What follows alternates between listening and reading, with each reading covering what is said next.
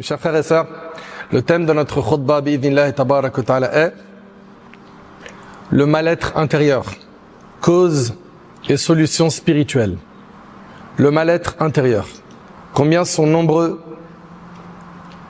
et combien sont nombreuses ceux et celles qui ressentent un vide intérieur. Bien que, en apparence, on les voit dans un certain confort, bien habillés, ils ont de l'argent, ils sont beaux, etc. Mais leur éloignement d'Allah subhanahu wa ta'ala a fait qu'ils ont un vide dans leur cœur qui les rend dépressifs, qui les ronge, qui fait qu'ils ne sont pas heureux, épanouis dans leur vie. Ils vivent une vie pleine de gêne. La raison de cela, c'est qu'ils se sont éloignés d'Allah. L'étroitesse du cœur est l'opposé du cœur épanoui. Allah Ta'ala il dit فَمَنْ يُرِدِ اللَّهُ أَنْ يَهْدِيَهُ يَشْرَحْ صَدْرَهُ لِلْإِسْلَامِ وَمَنْ يُرِدْ أَنْ يُضِلَّهُ يَجْعَلْ صَدْرَهُ ضَيِّقًا حَرَجًا كَأَنَّمَا يَصَّعَّدُ فِي السَّمَاءِ. Allah ouvre à l'islam le cœur de celui qu'il veut guider. Et Allah guide celui qui recherche la guider. Allah ouvre à l'islam le cœur qu'il veut guider. Le plus beau cadeau que tu peux recevoir, c'est l'islam. Quant à celui qu'il veut égarer, il rend sa poitrine étroite et inaccessible à la fois, à l'image de celui qui s'efforce vainement de parvenir au ciel. Allahu Akbar. Il étouffe. Plus tu montes en altitude, plus tu as du mal à respirer. Et bien cette personne qui s'éloigne d'Allah, Allah subhanahu wa ta'ala il nous dit ici, il est à l'image de celui qui s'efforce vainement de parvenir au ciel. Il est en train d'étouffer. Pourquoi? Parce qu'il s'est éloigné d'Allah. Celui dont le cœur s'ouvre à l'islam, dont le cœur s'éclaire par la lumière de la foi, verra son âme apaisée. Et ça, c'est aujourd'hui quelque chose que l'humanité entière recherche. L'apaisement du cœur, la paix intérieure. Certains vont chercher ça dans l'argent. Et subhanallah, ils vont même devenir très riches. Et tu vas les voir souvent chez des psys. Tu vas les voir avoir des envies sombres. Ils veulent se suicider. Pourtant, ils ont de l'argent. Et ce qu'on a toujours entendu, c'est que l'argent fait le bonheur. Mais pourquoi il veut mettre fin à sa vie alors qu'il a énormément d'argent? Parce qu'il a un vide dans son cœur. D'autres, pour avoir une vie agréable, épanouissante, qu'est-ce qu'ils vont faire? Ils vont chercher la notoriété. C'est quand j'aurai énormément de gens qui me suivent sur le net que tout va être top. C'est totalement faux. J'ai déjà parlé avec des personnes, c'est des célébrités, ils m'ont dit, une parmi les choses qui m'éteint le moral, écoutez bien, c'est quoi? C'est les commentaires. Les commentaires sous ces publications. Il me dit, tu peux même pas imaginer à quel point ça m'affecte. Donc cette histoire de, il est visible, elle est visible, ils sont connus, ils ont goûté au bonheur, c'est faux. Le bonheur, c'est avec la foi. C'est pas que la célébrité. C'est pas que le statut social. C'est pas avec ta beauté que tu peux perdre à n'importe quel moment.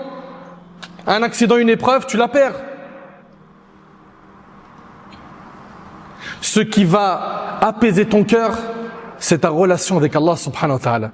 Plus tu vas la fortifier, plus tu seras épanoui. Même si matériellement, tu n'as pas tout ce que les gens ont autour de toi, tu n'es pas riche.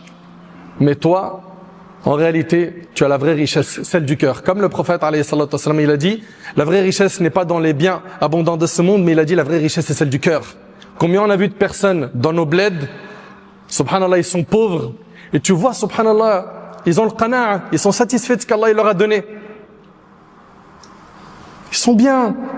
Tu les vois épanouis dans leur vie. Pourtant, son logement est très modeste, il n'a pas d'argent, il est pauvre, etc.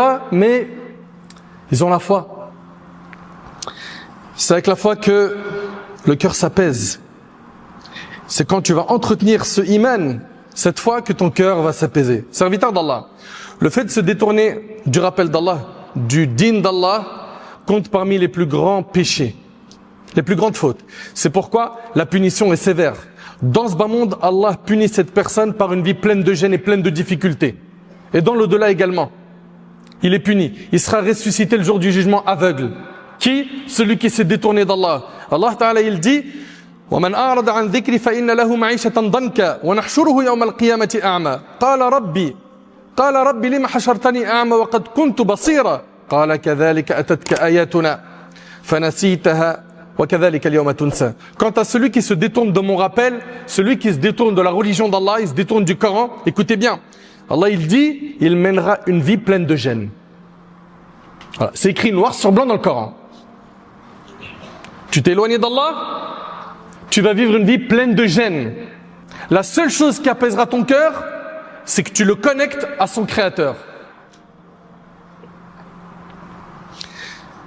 Dans ce bas monde, Allah le punit par une vie pleine de gêne et pleine de difficultés. Et dans l'au-delà, il est ressuscité aveugle. Quant à celui qui se détourne de mon rappel, nous dit Allah, il mènera une vie pleine de gêne. Et au jour de la résurrection, nous l'amènerons au rassemblement aveugle. Il est ressuscité aveugle. Allahu Akbar. Il dira, Seigneur, pourquoi m'as-tu fait comparaître aveugle alors qu'auparavant je voyais? Allah lui dira, il en est ainsi. Sur terre, tu as reçu mes signes, tu t'en es détourné, tu les as oubliés. Aujourd'hui aussi, tu es abandonné. Subhanallah. La vie pleine de gêne touche à la fois la vie d'ici-bas, la vie dans la tombe et la vie dans l'au-delà. Beaucoup de gens pensent que la vie pleine de gêne, c'est uniquement sur terre. Non. Comme le dit Ibn al-Qayyim, Ibn Kathir et d'autres, c'est dans ta vie d'ici-bas, c'est dans ta tombe. Ça sera une vie pleine de gêne et le jour du jugement. Est-ce que tu es prêt, toi, à vivre ces difficultés, ces épreuves? Le mal-être que vit le serviteur qui se détourne d'Allah devient plus intense et s'aggrave à mesure que son éloignement du rappel d'Allah augmente. Plus tu vas t'éloigner du rappel d'Allah, plus tu vas sentir ce mal-être intérieur. Plus tu vas t'attacher à ce bas monde, plus tu vas sentir ce mal-être intérieur. Moins tu vas t'attacher à ce bas monde et tu vas t'attacher à l'au-delà, plus tu vas sentir la paix intérieure.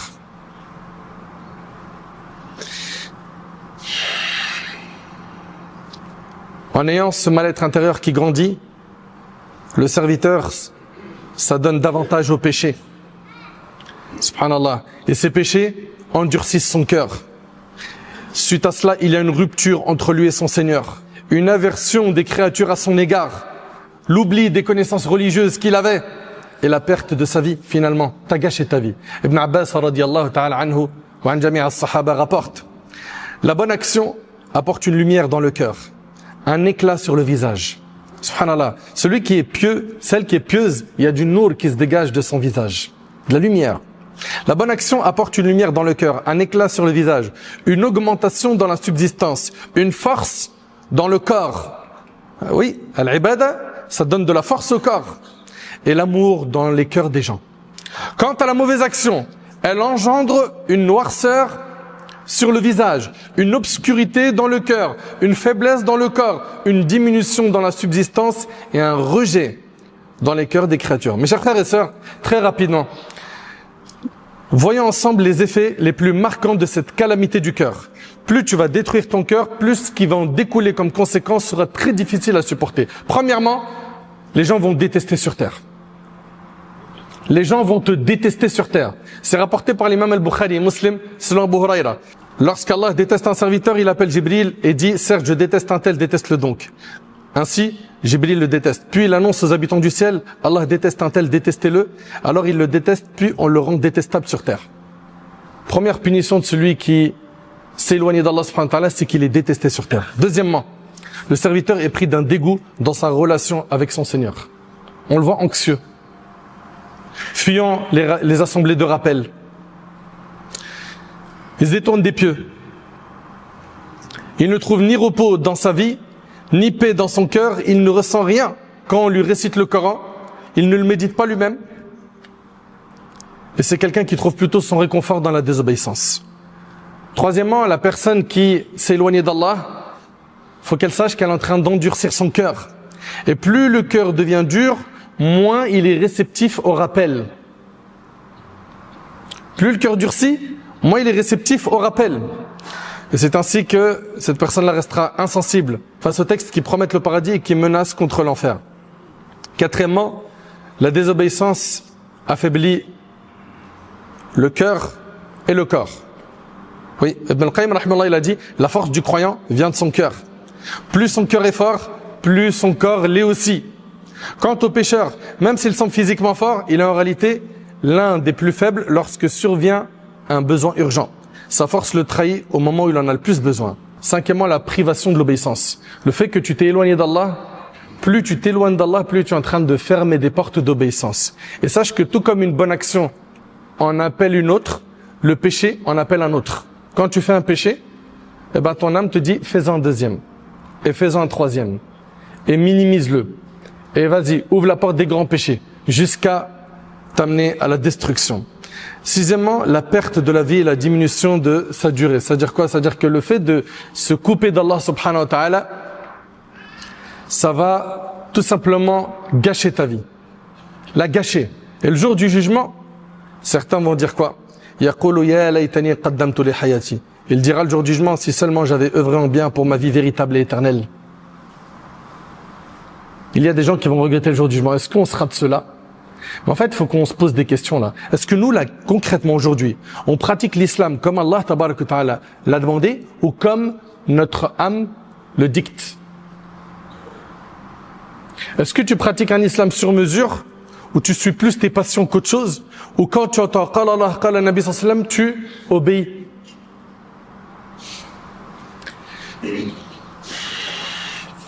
Rappelle-toi que le jour du jugement, l'homme y fuira son frère, sa mère, son père, son épouse et ses enfants. Subhanallah, chacun il sera occupé par sa situation. Serviteur d'Allah, le mal-être intérieur est une maladie qui touche celui qui se détourne du rappel d'Allah. On entend beaucoup de gens aujourd'hui dire « je m'en sens hyper mal, je vais pas bien ».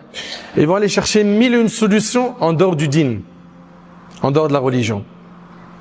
Pourquoi est-ce que tu reconnectes pas ton cœur à Allah? Où est le repentir sincère? Où est ta lecture avec méditation du Coran? À quoi ressemblent tes prières? Combien de temps durent tes prières? À quoi ressemblent les invocations de ta prosternation? Ou est-ce que tu n'en fais même pas, tu n'as pas le temps? Parce que tu as un match de foot. Tu as ton téléphone qui t'appelle. Le téléphone, il a vibré dans tes poches, il y a des notifs, il faut que je les vois vite.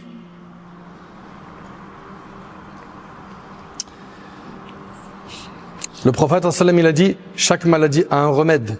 Si le bon remède est utilisé pour une maladie, alors la personne guérit avec la permission d'Allah rapportée par l'imam Muslim. Et le remède de cette maladie, qui est l'étroitesse du cœur, qui est le fait de sentir un vide intérieur, le remède est dans le fait déjà que tu commences à comprendre que ce mal profond est la conséquence de ton éloignement d'Allah. Déjà, la première des choses, c'est de savoir qu'est-ce qui t'a amené à ça. Ce vide intérieur, c'est la conséquence de ton éloignement d'Allah. Tu as choisi le chemin de la désobéissance. Tu as choisi de suivre un tel sur les réseaux. Tu as choisi d'être un mauvais modèle pour les gens. Faut que tu comprennes que cette étroitesse du cœur ne disparaîtra que lorsque tu comprendras que ce mal profond n'est autre que la conséquence de ton éloignement d'Allah tabarak wa ta'ala. Et pour cela, empresse-toi de te repentir. Reviens vers Allah. Wallahi mes frères, on entend tous les jours un tel est mort. Lui il est mort, subhanallah, d'un coup comme ça, crise cardiaque. On s'y attendait pas. Quel choc. En plus il était jeune. Ça prévient pas. C'est pour ça qu'on doit être sur nos gardes.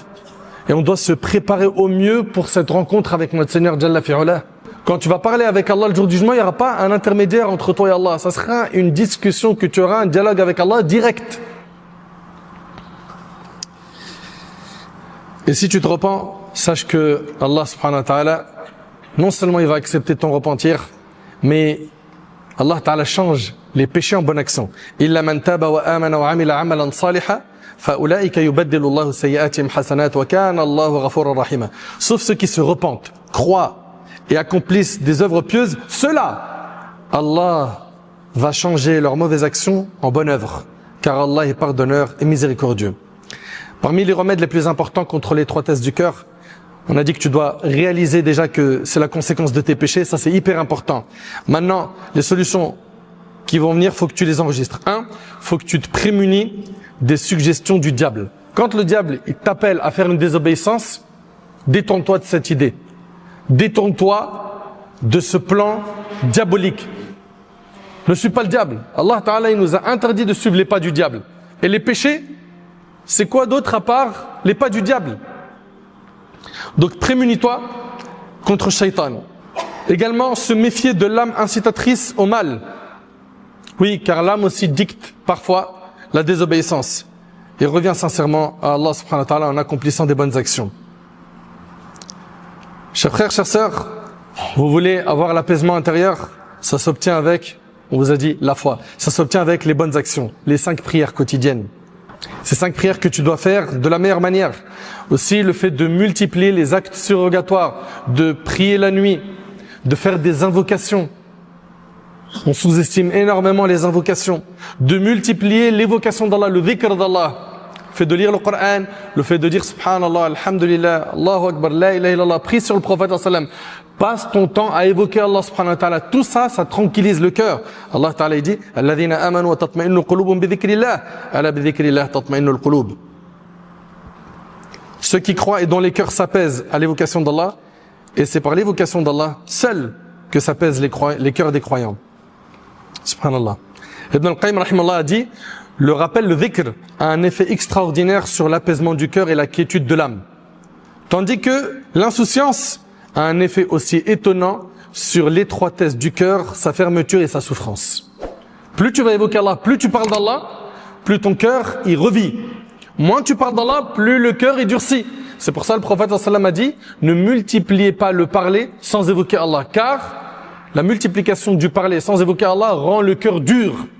Et la personne la plus éloignée d'Allah le jour du jugement, c'est celle qui a le cœur dur.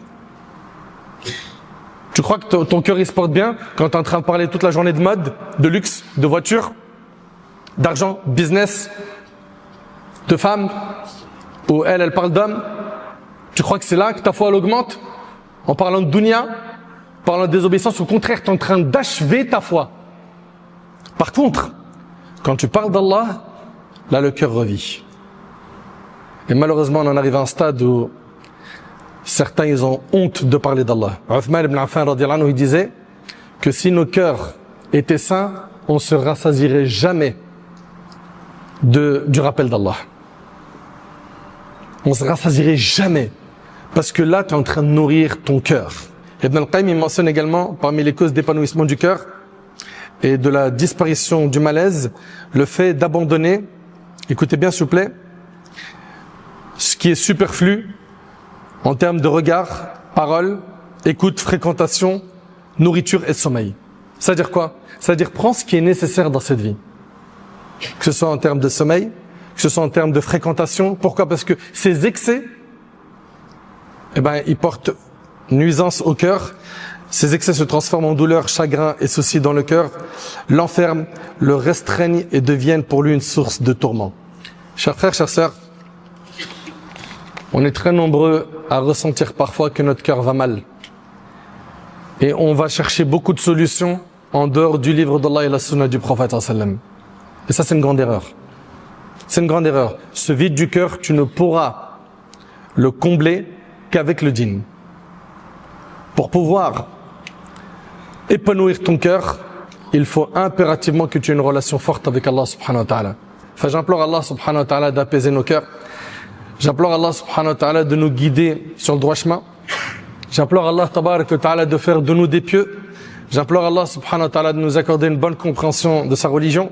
J'implore Allah subhanahu wa ta'ala de nous pardonner nos péchés. J'implore Allah azza wa jal de nous accorder une bonne fin.